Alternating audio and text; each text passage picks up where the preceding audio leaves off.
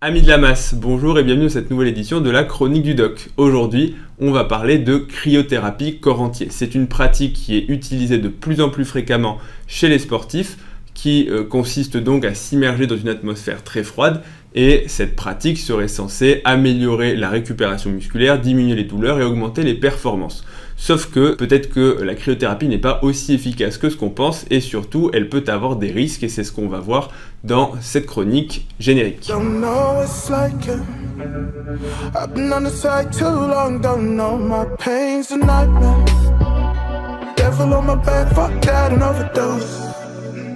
Aujourd'hui, on va donc parler de cryothérapie. La cryothérapie, c'est une pratique qui consiste à refroidir son corps pendant quelques minutes à des températures qui sont franchement basses. Encore une fois, on ne parle pas du moins 5 degrés quand on sort dehors et qu'il fait froid un jour d'hiver. On parle donc de températures extrêmes, aux alentours de moins 100 degrés, des températures qui ne sont tenables que quelques minutes et qui vont avoir divers bénéfices supposés. C'est ce qu'on va voir un petit peu après chez le sportif, mais également chez la personne atteinte de diverses maladies, notamment de maladies articulaires, pour diminuer les douleurs, mais vous allez voir que ce n'est pas forcément le cas. Il y a eu récemment, donc en 2019, un rapport de l'INSERM qui s'est penché sur la question et qui a fait donc une revue de la littérature, une revue de tout ce qu'on peut trouver sur la cryothérapie et qui en a dégagé différents axes. Premièrement, est-ce que la cryothérapie est efficace? Deuxièmement, quels sont les risques? Et troisièmement, comment est-ce que toute cette pratique en France est-elle régulée en termes d'encadrement, de législation et grossièrement de pratiques? Les pratiques sont-elles homogènes? Qui fait ça? Combien y a-t-il de personnes qui font de la cryothérapie? Bref, tout ce qu'on peut avoir autour de ce sujet. La vidéo va s'articuler autour de différents axes. Premièrement, qu'est-ce que la cryothérapie? Deuxièmement, quel est le déroulé d'une séance? Troisièmement, quel est le mode d'action d'une cryothérapie? Comment ça marche? Comment est-ce que les bénéfices sont obtenus? Quatrièmement, la cryothérapie est-elle vraiment efficace? Et cinquièmement, quels sont les risques, les contre-indications de la pratique et les controverses autour de la cryothérapie? Premièrement, qu'est-ce que la cryothérapie? La cryothérapie, ça vient du grec cryo qui veut dire le froid et thérapie, le fait de soigner. Donc la cryothérapie, c'est tout simplement le fait de soigner par le froid, que ce soit des douleurs, des blessures, des lésions, des tendinites, de l'inflammation, bref, un petit peu tout ce que vous voulez. La cryothérapie, comme on la connaît aujourd'hui dans des cabines, encore une fois, c'est récent, mais l'utilisation du froid pour soigner n'a pas attendu, encore une fois, le XXe siècle. Déjà, dans l'Antiquité, on utilisait le froid pour soigner, puisqu'on s'était rendu compte que de l'appliquer sur des blessures ou sur de l'inflammation, ça avait comme action de soulager la douleur et de diminuer l'inflammation. Donc, déjà, les Grecs et les Romains s'en servaient et n'ont pas attendu le fait d'avoir des machines très sophistiquées pour produire du froid. Toujours dans l'histoire de la médecine et pour l'anecdote, c'est lors de la guerre de Russie où Napoléon a perdu que le médecin des armées s'est rendu compte que la neige, encore une fois en Russie il faisait très froid, les soldats étaient blessés et ils les ont traînés dans la neige, il faisait des températures négatives et il s'est rendu compte que le froid avait des effets anesthésiants. Les soldats qui étaient blessés sentaient beaucoup moins la douleur quand il faisait moins de 30 degrés dehors que quand tu es tranquille au soleil sur la plage. Donc là encore, on se rend compte que le froid a des vertus que l'on ignore. Et puis plus récemment, c'est en 1979 que la première cabine de cryothérapie a été véritablement conçue, le fait d'immerger le corps dans une température extrême, aux alentours de moins 100 degrés, pour traiter certaines affections, notamment refroidir le corps et pouvoir diminuer l'inflammation du corps de façon plus globale, a été décrit. Puis ensuite, à partir de là, le concept s'est très doucement popularisé et l'idée a commencé à germer et on en est arrivé aux cabines de cryothérapie actuelles qui consistent donc à créer une atmosphère très froide où la personne va s'immerger à l'intérieur afin de refroidir son corps. En France, pour vous donner les dates, c'est 2004 la première cabine de cryothérapie au centre du Cap-Breton et en 2009 pour la première machine au niveau de l'INSEP, donc l'Institut National du Sport et de la Performance, je ne sais plus exactement, bref, l'INSEP qui est à Vincennes et qui s'occupe des sportifs de haut niveau. Donc la cryothérapie, elle est utilisée à ce moment-là principalement pour les sportifs dans le cadre de blessures, dans le cadre aussi de récupération après une séance, pour mieux récupérer et être plus performant, mais également si on récupère mieux, on va améliorer les performances. Donc globalement, ce sont des protocoles dédiés pour les sportifs afin d'améliorer leurs performances et de leur permettre de gagner plus de victoires, de gagner des médailles, bref, d'exceller dans leur sport. Pour l'instant, on n'est pas encore dans une optique santé. Mais ça va y venir, et puis quand on a commencé à développer au niveau des sportifs, on s'est dit pourquoi pas s'en servir pour les gens qui sont malades. Après tout, si on peut soigner un sportif qui a des courbatures au niveau de ses muscles ou qui a une tendinite, eh bien peut-être qu'on pourrait s'en servir pour un patient qui a une maladie articulaire et qui a, je sais pas, le bas du dos bloqué, qui a des lombalgies, qui a des tendinites au niveau du coude, pas dans le cadre d'une pratique sportive, mais bien dans le cadre d'une maladie inflammatoire, par exemple une spondylarthrite ou un autre type de rhumatisme. À partir de là, voilà, le concept commence à prendre de l'engouement et au lieu de traiter uniquement des sportifs, on commence à traiter d'autres personnes. Des gens qui sont malades, mais également des personnes tout venant, qui sont sportifs, mais pas tellement, enfin c'est pas des sportifs de haut niveau, qui vont avoir accès à ces machines et donc qui vont améliorer en fait leur bien-être, leur récupération.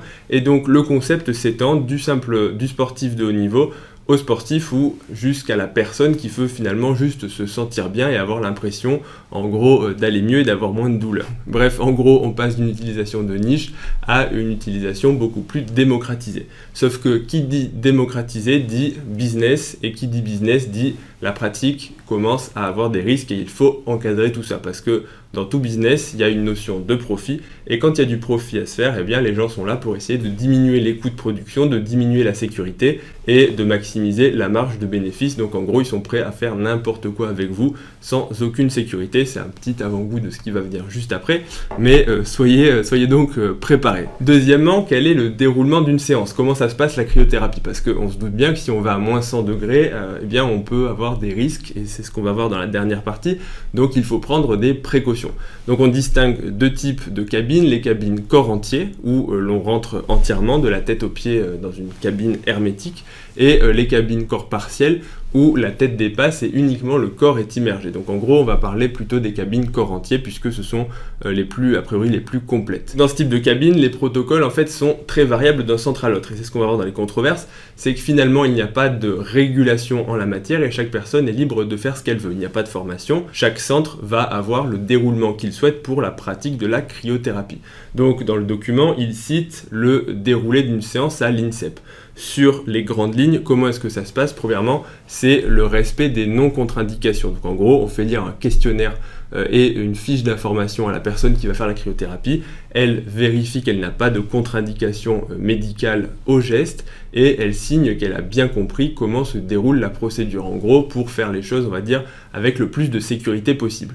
Une fois qu'on a fait ça, comment est-ce que ça se déroule? Il faut être en tenue, c'est-à-dire en gros un short, une brassière au niveau de la poitrine pour les femmes et ensuite il faut protéger les extrémités parce que ce sont vraiment les extrémités qui sont à risque de geler et surtout tout ce qui va être liquide. Si vous avez des crèmes, il faut les enlever parce qu'encore une fois les crèmes vont geler. Si vous êtes mouillé, je vous laisse imaginer ce qui va se passer. Vous allez sortir, vous allez rentrer plutôt dans la cabine et vous allez vous transformer en glaçon sans jeu de mots. Et un glaçon, qu'est-ce qui va se passer? Ça va geler beaucoup plus vite que votre peau, donc interdit. Donc il faut être parfaitement sec, cheveux, toute la peau. Il ne faut pas bien sûr porter de lentilles de contact, il ne faut pas porter de lunettes parce que pour des raisons évidentes. Il ne faut pas non plus avoir de vêtements mouillés, bref, être totalement sec. Ensuite, on rentre dans la cabine, il y a un choc thermique qui se passe et on va y rester quelques minutes, 2, 3, 4 minutes. On est en contact en permanence avec l'opérateur qui est en dehors de la cabine, parce que sinon il peut y avoir des accidents. Et la personne, s'il y a quoi que ce soit ou si elle veut sortir, elle signale qu'elle veut sortir et la séance s'arrête. Ensuite, la personne se rhabille et reprend le cours de ses activités normales. Donc voilà comment se déroule une séance. Mais encore une fois, c'est pas protocolisé. Si vous allez à l'INSEP, ce sera fait comme ça, mais si vous allez dans d'autres centres, ça peut être fait totalement différemment. Et on va voir ça juste après dans la partie des risques. Troisième partie maintenant, comment est-ce que ça marche la cryothérapie? Parce que c'est bien beau, on se dit ouais c'est cool, la neige, le froid ça a un effet antalgique, anti-inflammatoire, c'est peut-être anesthésiant pour les soldats qui étaient en train de mourir dans la Russie profonde, la Sibérie, et qui sont morts de toute façon parce qu'à l'époque quand tu étais blessé, tu n'allais pas faire 5000 km pour revenir en France. Bref, mais dans tout ça, pour moi qui suis sportif par exemple, enfin moi mais c'est toi en fait qui regarde la vidéo, si tu as une tendinite, si tu as une douleur articulaire, ou simplement si tu as des courbatures après ta séance, qu'est-ce que peut t'apporter la cryothérapie? Et surtout, comment ça va marcher? Il faut savoir qu'il y a 4 modes d'action principaux. Le premier, c'est le mode d'action au niveau cardiovasculaire et hormonal. Le deuxième, c'est l'action antioxydante. Le troisième, c'est l'action sur l'inflammation. Et le quatrième, c'est l'action sur le système nerveux. Alors on va commencer par le premier, sur le système cardiovasculaire. Qu'est-ce qui se passe? Vous rentrez dans la machine, il y a un choc thermique qui se passe. Votre corps, il est à 37 degrés et d'un coup, il rentre dans une atmosphère qui est très froide, aux alentours de moins 100 degrés. Donc, votre peau elle est totalement en contact avec cet air qui est très froid, et donc il va y avoir donc le choc thermique. Votre corps va réagir à ce froid intense. Il va dire oulala, attention, il fait très froid, et donc il va falloir qu'on lutte contre le froid. Donc il y a des mécanismes de défense, de réaction qui vont se mettre en place et qui vont permettre en fait de conserver la chaleur pour éviter de la perdre par l'intermédiaire de la convection. La convection, c'est tout simplement la chaleur qui va partir entre la peau et le milieu extérieur, donc c'est la déperdition de chaleur, et donc il va falloir lutter contre ça. Il faut savoir également que c'est le sang qui permet de refroidir l'organisme et va permettre l'évaporation justement par le biais de la sueur de la chaleur en excès, notamment quand on fait du sport. Donc là c'est l'inverse, il ne faut pas évacuer de la chaleur, mais au contraire il faut la conserver. Donc qu'est-ce qui va se passer? Eh bien il va y avoir une vasoconstriction extrême au niveau de la périphérie et de la peau. C'est-à-dire que tous les petits vaisseaux qui amènent le sang au niveau de la peau, d'un coup ils vont se fermer, ils vont se vasoconstricter pour empêcher justement le sang d'arriver jusqu'au niveau de la peau. Qu'est-ce qui se passe? Si la peau n'a plus de sang, eh bien il y a en gros moins de déperdition de chaleur. La deuxième chose, c'est l'horripilation des poils. Quand d'un coup tous vos poils se hérissent, ça fait une couche isolante en fait. L'air va rester enfermé en gros 1 cm au niveau de la surface de la peau et ça va faire une petite couche isolante. Alors c'est pas très efficace, mais malgré tout ça peut jouer. Et qu'est-ce qui va se passer? Donc une fois que les vaisseaux se sont tous contractés, eh bien il va y avoir une augmentation du retour veineux. Tout le sang qui est au niveau de la peau va revenir au niveau du cœur. Donc il va y avoir une augmentation du volume sanguin au niveau du cœur et donc une augmentation du débit cardiaque. L'autre chose, c'est que tout le sang qui ne va pas au niveau de la peau et des organes qui sont exposés au froid, il va être redistribué et notamment redistribué au niveau des muscles. Parce que qu'est-ce qui se passe quand on essaie de se réchauffer? Eh bien la contraction musculaire qui permet de créer de la chaleur va être un mécanisme utilisé et un mécanisme réflexe pour créer de la chaleur. On appelle ça le frisson thermique. Le frisson thermique, encore une fois, c'est soit quand on fait du sport, nos muscles se contractent, c'est évident, mais parfois même le simple fait d'être dans le froid sans bouger, il y a quand même un frisson thermique, c'est-à-dire qu'en fait les fibres musculaires, elles se contractent de façon plus ou moins désorganisée, ce qui fait qu'on ne voit pas le mec. Si toi tu es dans la rue, dans le froid, tu vas pas commencer à avoir tes muscles qui se contractent en rythme, mais par contre tes fibres, elles vont se contracter, ce qui va générer de la chaleur et permettre de te réchauffer, et c'est un moyen très efficace. Donc du coup, tout ça, il faut lui apporter du sang, donc il y a une redistribution sanguine au niveau des muscles depuis en gros la périphérie. Donc tes muscles sont mieux vascularisés et donc ça va permettre de mieux entre guillemets les épurer, j'aime pas trop le terme, mais en gros évacuer les déchets qui seraient stockés là et d'améliorer la récupération. En plus de ça, qui dit plus de sang dit amélioration de la cicatrisation et de la reconstruction musculaire.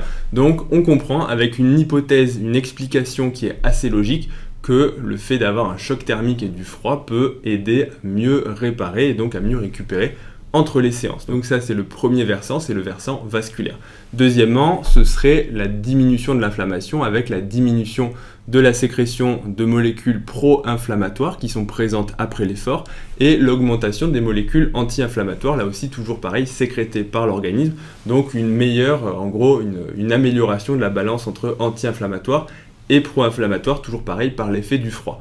Troisièmement, c'est une diminution de la réaction oxydante, la réaction oxydante avec les radicaux libres et l'oxygène qui survient lors du sport. Donc le froid pourrait là aussi, sans rentrer dans les détails parce que c'est assez complexe et encore une fois c'est assez mal expliqué, on n'a pas encore tout compris au mécanisme d'action, mais là aussi ça pourrait donc avoir une action antioxydante. Et quatrièmement, c'est une amélioration de la récupération nerveuse, puisque le froid pourrait améliorer la transmission de l'afflux nerveux par le biais des neurones.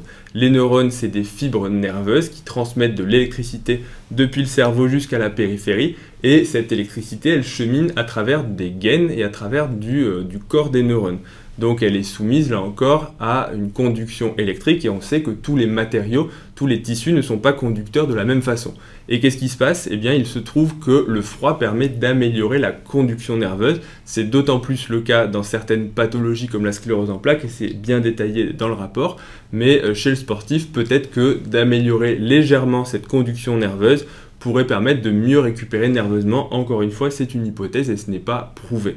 Donc voilà les 4 modes d'action qui expliqueraient que le froid et la cryothérapie pourraient améliorer la récupération du sportif. Alors maintenant, quatrième partie, on va rentrer dans la question qui fâche. Est-ce que la cryothérapie est efficace? Oui. Ouais. Ou est-ce qu'on vous vend du rêve pour finalement quelque chose qui certes sur le papier est très joli, ok, vasodilatateur, redistribution musculaire, anti-inflammatoire, tout ce que tu veux. Là, tu es en train de nous embrouiller. Moi, ce que je veux savoir, c'est si je vais mettre de l'argent dans des séances de cryothérapie, est-ce que si je paye 50 € ma séance, est-ce que ça va marcher, oui ou non? Alors là, malheureusement, eh ben, c'est pas du tout clair. Les auteurs du rapport ont en fait recherché dans la littérature scientifique tout ce qui avait été publié comme étude sur l'efficacité de la cryothérapie. Et c'est là où c'est problématique, eh ben, c'est que c'est très décevant. En gros, il y a très peu d'études qui ont été faites pour essayer d'avoir une efficacité prouvée de la cryothérapie, que ce soit chez le sportif, mais là aussi dans différentes maladies, parce qu'on commence à vous vendre le fait que la cryothérapie, ça peut soigner le cancer, ça peut soigner la dépression, en gros ça peut guérir de l'autisme, bref, ça a beaucoup de vertus, mais tout ça, encore une fois, c'est des vendeurs de rêves, et il faut à un moment donné se fier à la science. Comme tout ce qu'on essaie de vous vendre, la vérité, elle est souvent entre les deux. Il y a une part d'efficacité, je ne parle pas de la cryo, mais je parle de tout ce qu'on essaie de vous vendre. Il y a toujours une part d'efficacité, mais après les gens, vous savez, ils sont trop gourmands. C'est comme on dit, tu donnes la main, on te mange le bras. Donc en fait, tu pars de quelque chose qui est efficace à un moindre degré pour certaines choses, et les gens essaient de te dire qu'en fait c'est efficace contre à peu près tout, et tout ça pour te vendre des choses. Hein. Plus ils te disent que c'est efficace et que ça marche dans tout, et plus tu vas vouloir en acheter et te dire que c'est indispensable. Donc là, qu'est-ce qui se passe? Eh bien, la cryothérapie, malheureusement, dans les études qui ont été faites, ça n'a pas montré d'efficacité, en tout cas pas d'efficacité significative. Alors, on parle de peu d'études. Il y en a quelques-unes qui sont positives, hein, qui montrent que ça marche, mais souvent l'efficacité est modeste, c'est-à-dire que l'amélioration attendue, elle est faible, et elle est surtout de courte durée. En gros, tu fais ta séance de cryothérapie, effectivement, tu te sens mieux, tu as moins de douleur, mais c'est un effet qui est assez temporaire, qui dure quelques jours, et qui n'est pas répétable dans la durée. En gros, le fait de faire une séance de cryothérapie ne va pas pouvoir soigner ta tendinite 6 mois plus tard, puisque en gros, les courbes se rejoignent. Quand tu sors de la machine, ok, tu as moins mal, mais le lendemain, le surlendemain, rapidement, tes douleurs vont revenir. Donc l'efficacité, et encore une fois, c'est pas moi qui le dis, hein, je fais juste que lire le rapport et les études qui ont été citées. Donc encore une fois, l'efficacité, oui, il y en a une, mais elle est soit modeste, soit elle n'est pas retrouvée dans toutes les affections ou les maladies dans lesquelles la cryothérapie serait vantée comme étant efficace. Je dis pas ça pour démonter la cryothérapie, mais il faut bien être au clair que l'absence d'efficacité prouvée, et c'est bien le terme prouvé, ne veut pas dire qu'il n'y a pas d'efficacité. Tout simplement parce que, premièrement, c'est difficile d'avoir des études construites sur la cryothérapie. C'est un dispositif qui est cher, et on sait que les fonds publics, eh bien, ils ne sont pas extensibles, et surtout probablement pas pour le sportif. C'est entre guillemets, c'est le dernier intérêt de l'État et des investisseurs.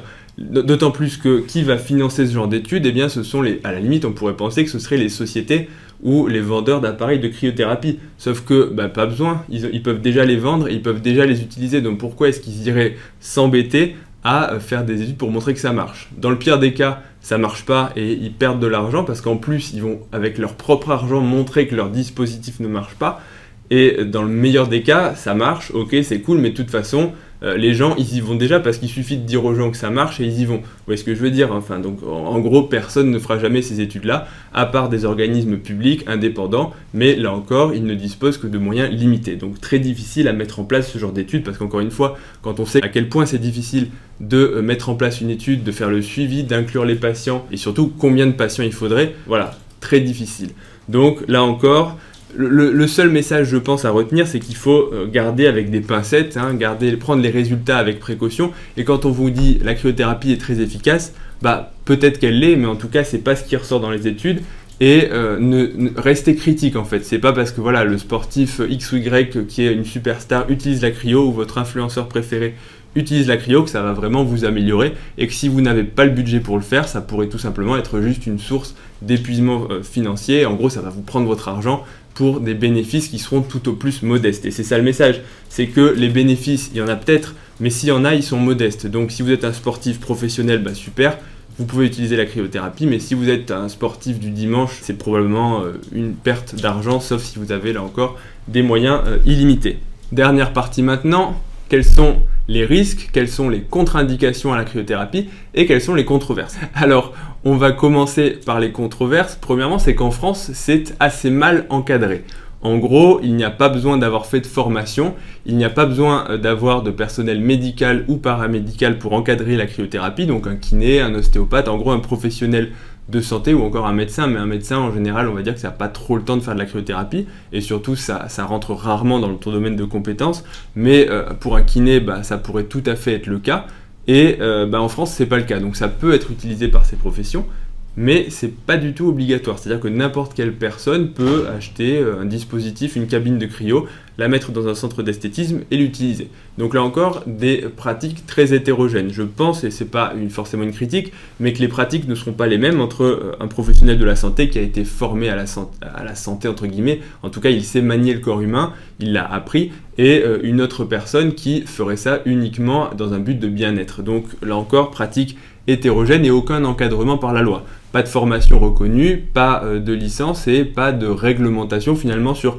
quelle doit être la séance type, quel est le déroulé d'une séance. Bref, en gros, tu es livré à toi-même et c'est strictement ce que tu veux faire. Deuxièmement, c'est la disparité entre les modèles et les marques. Là aussi, dans la cryothérapie, il y a tous les prix, toutes les marques et des gammes de qualité, on va dire, différentes. Donc là encore, selon où vous allez, vous pourrez tomber dans des machines qui sont de différentes qualités et peut-être, et ça c'est moi qui interprète, mais d'entretien différents. Je ne sais pas comment ces machines-là sont entretenues, mais il faut espérer qu'elles soient entretenues de façon régulière et sérieuse. Encore une fois, pour conclure, c'est une pratique qui est assez mal encadrée en France et qui nécessiterait, encore une fois, ce sont les auteurs qui le précisent, qui nécessiterait plus de règles, plus de rigueur et éventuellement une législation pour encadrer tout ça. Maintenant, quelles sont les contre-indications? Les contre-indications, il y en a plusieurs. La première, c'est l'hypertension artérielle sévère et non contrôlée. Si vous êtes hypertendu mais que vous êtes traité et que vos chiffres tensionnels sont bons, il n'y a pas de problème. Si par contre vous êtes hypertendu et que vous l'ignorez et que vos chiffres tensionnels sont très élevés, eh bien la cryothérapie peut présenter des risques. C'est assez simple à comprendre. Quand, comme on a dit, il y a une vasoconstriction, il y a une augmentation du retour veineux, mais surtout quand il y a une vasoconstriction, quand tous vos petits capillaires et vos vaisseaux périphériques se contractent, eh bien il y a une augmentation de ce qu'on appelle les résistances vasculaires. C'est simple, si un tuyau, tu le rétrécis, tout ce qui va essayer d'arriver à cet endroit-là va rencontrer un obstacle puisque le tuyau est rétréci. Donc la résistance est augmentée et l'hypertension artérielle, ça peut être lié à un problème de résistance. Si tu as déjà une forte pression dans tes vaisseaux et qu'en plus tu serres encore un petit peu plus à la sortie, qu'est-ce qui se passe? La pression augmente encore plus. Donc ça peut décompenser une hypertension artérielle avec les problèmes qui s'en suivent. Pour la même raison, tout ce qui est pathologie coronarienne, donc tous les gens qui ont fait des infarctus ou qui ont des artères coronaires malades, ça peut présenter des risques. Parce que là encore, le froid induit donc une modification de la distribution sanguine et induit la contraction de certains types d'artères. Donc ça peut augmenter les résistances. Et chez le coronarien, on sait que le froid a tendance à augmenter les douleurs parce qu'en plus, il y a une augmentation de l'effort musculaire. Qui dit augmentation de l'effort, dit augmentation du débit cardiaque et donc le cœur doit pomper plus pour éjecter plus de sang et donc ça peut être difficile. Donc là encore, interdit si vous avez des maladies coronariennes ou cardiaques. Autre chose, c'est tout ce qui va être pacemaker. Je pense que c'est assez logique. Si vous avez un dispositif dont vous dépendez et que vous allez le mettre à moins 110 degrés, je ne pense pas que le constructeur du pacemaker, de la pile, il est prévu des températures aussi extrêmes. Donc si vous avez tout ce qui est implant, etc., évitez. Les autres pathologies qui sont dangereuses, c'est tout ce qui est réaction au froid. Si vous avez par exemple un syndrome de Raynaud, les doigts qui deviennent bleus et blancs au froid, n'allez pas faire de la cryo parce que sinon vous vous mettez dans une position qui peut être délicate. Ou pareil, si vous faites de l'urticaire au froid ou des réactions d'hypersensibilité au froid, interdit. Enfin, pour le côté anecdotique, si vous avez une infection en cours, une maladie respiratoire ou autre, et que vous êtes infecté, fiévreux, la cryothérapie, c'est peut-être pas le bon moyen de vous refroidir, mais il faut quand même le préciser parce que sinon les gens ont tendance à faire un peu n'importe quoi. Donc ça, c'est l'intérêt d'un questionnaire et d'une vérification de l'absence de contre-indication avant la séance. C'est probablement l'intérêt, je pense, d'avoir un professionnel de santé qui encadrerait la pratique plutôt que d'avoir une personne qui n'est qualifié, c'est pas le mot que je veux utiliser, mais en tout cas qui n'est pas formé à ce genre de pratique. Par exemple, un centre d'esthétique, ça peut être quelque chose de moins bien encadré. Encore une fois, ça peut que chez des professionnels paramédicaux. Maintenant, quels sont les risques? Parce que finalement, on se dit, oh, c'est cool la cryo, le froid c'est naturel, mais est-ce que le froid c'est dangereux? Et là, je pense que normalement, si vous avez un minimum de logique, vous savez que oui, le froid, ça peut être dangereux. Je pense qu'il n'y a pas besoin de détailler qu'est-ce qui peut arriver, mais vous visualisez un montagnard, un alpiniste, vous le visualisez aller au sommet de l'Everest, il a 36 000 couches de matériel isolant pour pas avoir froid. Alors certes, il va passer 3 semaines au sommet de la montagne et toi tu vas passer 3 minutes dans ta cabine, et tu seras tout nu, mais dans l'idée, tu te dis quand même que le froid, c'est quelque chose qui peut être dangereux. Et souvent, c'est assez peu expliqué, il y a assez peu de choses qui sont rapportées. Parce que vous allez voir, souvent, ce sont des effets secondaires, des complications, des blessures qui sont minimes. Notamment, la principale, ce sont les engelures et les brûlures, en fait, les brûlures par le froid. Donc ça s'appelle des engelures. Et ça m'avait frappé, puisque j'avais une pote à moi qui m'avait envoyé, elle m'avait dit « Ouais, j'ai fait de la cryothérapie après ma séance. » Et je comprends pas, ça fait 3 jours que je l'ai fait et regarde, je sens plus le bout de mon doigt et j'ai une blessure. Et en fait, elle me montre la photo de son doigt, elle avait une plaque en fait noirâtre qui avait commencé à se former et l'évolution a confirmé ce que j'avais suspecté, c'est-à-dire une engelure. Hein, c'est le fameux frostbite des alpinistes, hein, quand ils ont le doigt qui devient tout noir et qui nécrose et qui finalement finit par tomber parce qu'il est complètement nécrosé. Alors sans aller jusque-là, elle c'était superficiel, mais malgré tout, on peut se faire des engelures et des choses assez handicapante finalement pour quelque chose qui est censé améliorer la récupération. Donc attention à vos extrémités et là encore, importance de porter des protections. Et en fait elle m'a dit bah non, dans le centre où j'ai été, j'avais pas mis de gants parce que la personne ne m'en a pas donné. En fait personne n'avait vérifié donc elle avait pas de gants. Donc elle s'est fait une engelure à un doigt et elle a mis je sais plus quelque chose comme 1 mois avant de pouvoir retrouver la sensibilité du doigt parce que le nerf en fait avait été lésé. Donc ça peut être quelque chose de dangereux. Et là encore, attention où vous allez, ce sera le message de conclusion dans 2 minutes. Il y a des complications, il y a des blessures et ça peut être moins anodin que ce qu'il n'y paraît. D'autant plus que ce genre de complications, souvent elles sont pas rapportées parce que la personne est chez elle, ça apparaît un petit peu plus tard et c'est pas assez grave pour que ce soit rapporté ou pour motiver une consultation aux urgences. Et en plus aux urgences, ils recensent pas les complications de la cryothérapie. Mais dans le document, il cite quand même tout un tas de procédures judiciaires où en fait les personnes ont porté plainte et donc c'est comme ça que c'est revenu à la connaissance en gros de la législation, que ça a fait surface et que ça a pu être consigné, c'est quand les gens portent plainte. Donc ils portent plainte et des cas d'engelure, il y en a eu plusieurs, hein, des brûlures plus ou moins graves, mais faites attention. Donc les engelures, ce sont les principales complications. À titre plus anecdotique, il y a eu des ictus amnésiques, en gros c'est des personnes qui sortent de la machine de cryo et qui d'un coup font une amnésie totale. Elles se rappellent plus de ce qui s'est passé pendant les dernières 24 heures et ensuite elles récupèrent, elles n'ont aucun problème de mémoire, mais c'est vraiment une espèce de blackout sur les dernières 24 heures qui se sont passées. Et ça c'est assez bien décrit et effectivement ça peut être noté, ça peut être déclenché par le froid, la cryo, mais aussi si vous êtes en hypothermie, c'est décrit. Dans les complications, je vais quand même citer le décès parce que c'est important de le souligner. Et alors c'est pas du tout drôle, mais on va dire que c'est un peu ridicule. C'est un gérant en fait de machine de cryothérapie qui s'est retrouvé enfermé dans sa cabine et qui n'a pas pu s'échapper. Donc en fait il était bloqué à l'intérieur, il était tout seul et il est mort en fait congelé. Donc attention, si vous restez enfermé dans une cabine, n'allez jamais dans une cabine de cryothérapie tout seul s'il n'y a personne autour de vous. Ça paraît logique, mais c'est quand même bon de le dire. En conclusion de cette vidéo, donc 160 pages de rapports qui ont été détaillés et expliqués pour quels sont les bénéfices, quels sont les risques et en gros est-ce qu'il faut faire de la cryothérapie ou non.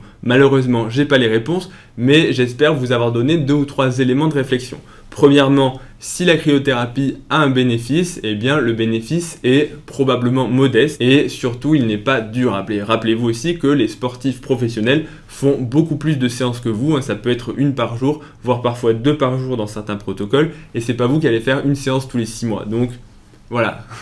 Deuxième chose, c'est que la cryothérapie, ça peut comporter des risques. Attention notamment aux engelures et attention à vous protéger. Et troisièmement, ce sera le mot de la fin, si vous faites de la cryothérapie, ce qui est tout à fait louable, hein, parce qu'encore une fois, absence de preuve d'efficacité ne veut pas dire qu'il n'y a pas d'efficacité, parce que finalement, en fait, il n'y a pas d'études. Et peut-être que si on faisait les études, on se rendrait compte que la cryothérapie est efficace. Mais pour l'instant, on ne peut pas le savoir. Donc attention, méfiance, méfiez-vous de ce qu'on vous dit et de ce qu'on vous vend. La cryothérapie ne soignera probablement pas votre cancer, ne soignera probablement pas votre dépression, mais si vous faites de la cryo, probablement que vous allez vous sentir bien et que vous aurez un petit peu moins mal, au moins de façon temporaire. Mais donc, pourquoi pas. Mais si vous faites de la cryo, attention, choisissez un centre qui est sérieux et vérifiez, en gros, je ne vais pas dire la qualité du matériel, mais vérifiez qu'on applique les consignes de sécurité et que la personne ne vous embobine pas. Si la personne qui va s'occuper de vous ne vous paraît pas compétente, eh bien évitez de le faire dans cet endroit-là et privilégiez un endroit plus sérieux, plus qualifié, puisqu'encore une fois, c'est votre santé qui en découle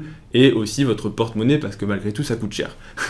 Fin de la vidéo, j'espère que ça vous a plu, que vous aurez appris des choses. Si ça vous a plu, n'hésitez pas à mettre un pouce bleu pour le référencement, à mettre un commentaire, ça fait toujours plaisir, même si vous avez rien à dire, vous pouvez juste me dire coucou. Vous pouvez me retrouver aussi sur Instagram, n'hésitez pas à me poser des questions, notamment sur Instagram, parce qu'il faut que j'alimente ma rubrique La Consulte du Doc. Et puis je vous dis à bientôt pour la prochaine vidéo. Salut!